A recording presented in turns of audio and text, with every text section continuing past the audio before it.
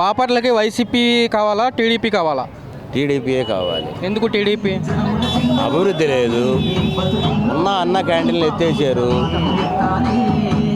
చదువుకున్న పిల్లలకి కనీసం ఉద్యోగం లేదు, స్కాలర్షిప్లు ఆపేశారు, కరోనాలో డబ్బులు కాలేజీలకు ఎగ్గొడితే మా పిల్లలకి మేము ఫీజులు కట్టుకుంటున్నాం.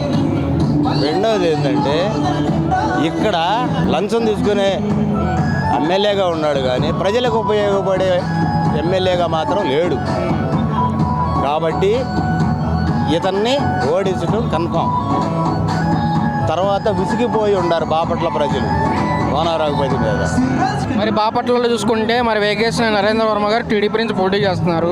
మరి ఆయనైనా గెలిపించుకుంటారా?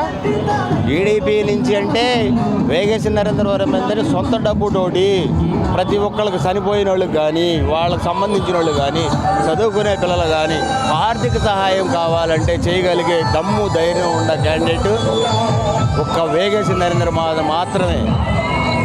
కాబట్టి ప్రజానీకం మొత్తం కూడా తెలుగుదేశానికి సపోర్ట్ చేస్తారు. ఎంత మెజారిటీ రావచ్చు? మినిమం 20,000 మెజారిటీ తక్కువ ఉండదు. పెంచే అంతబడి గ్యారెంటీ. పక్కగా అయితే గెలిపించుకుంటారు బాపట్లలో. బాపట్ల పక్క నరేంద్ర వర్మ గెలుపు ఖాయం.